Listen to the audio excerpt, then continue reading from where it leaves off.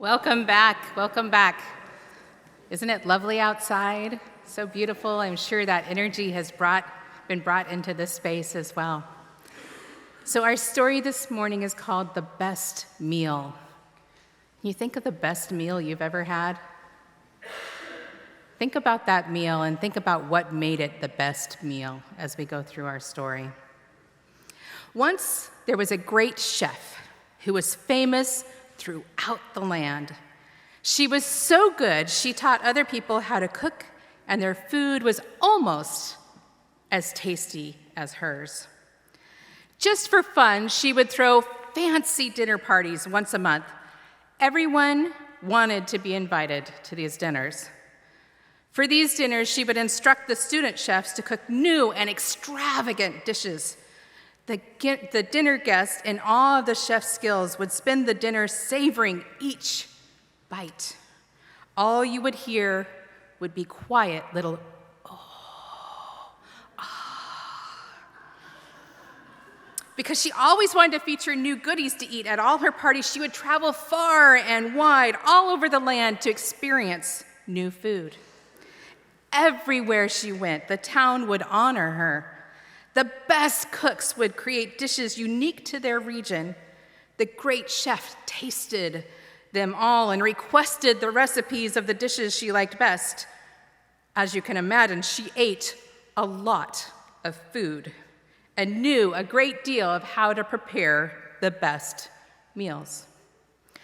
One evening, traveling home, the chef stopped at a small country house to ask for directions to a hotel. The family insisted that she spend the night with them, and happily she was in time for dinner. The mother took a casserole out of the oven, brother tossed a salad with different vegetables, sister sliced the bread. "Let me help," said the chef, and so she set the table for the four of them. When everyone was seated at the table, the family held hands.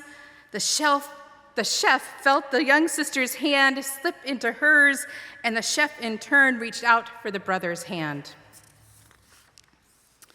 The mother said, "To have food upon the table," and the children replied, "is a blessing."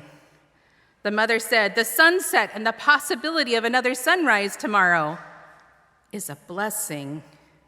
The love of family, the warmth of friendship, and the grace of the Spirit is a blessing." The children and the chef replied together. Then they laughed and happy that the chef had joined in their grace. They ate, and during the meal, everyone told stories about their day. The chef could not believe how delicious the food was. She didn't want dinner to end. All things, though, must end. And off to bed they all went. In the morning, the chef asked, "May I have the recipes, please?"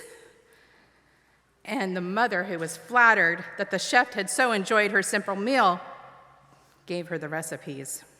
When the chef got home, she went straight to the kitchen, gave the young chefs the recipes, and told them to start preparation for a dinner party the next night. Tomorrow came, the guests arrived, and the casserole, salad, and bread were served. The chef took a bite and chewed. Something was wrong. Something was missing. This was not like the meal she had at the farmhouse. She stormed into the kitchen and she ordered the students to let her know what they had changed in those recipes. They promised they had followed them to the letter. So she sent someone to the farmhouse to bring the mother to her house. The mother came and the chef asked her what missing ingredient was left out of the recipes she gave her. "What's missing cannot fit into a recipe," said the mother. "Did you and your guests make the meal together? Did you hold fast to each other while giving thanks? Did you share stories during the meal?" "No," replied the chef. "None of that happened.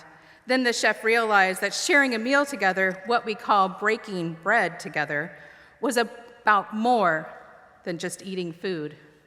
It was about working together, sharing lives, sharing laughs. It was about being thankful for the food, not because it was fancy or the best, but because being together to enjoy the food would nourish you, your family, and your friends. After that, the chef decided to give small, intimate dinner parties. She and her guests would work together with the student chefs. They would all sit together, give thanks, and enjoy the very best of meals. I wish for you such meals as well.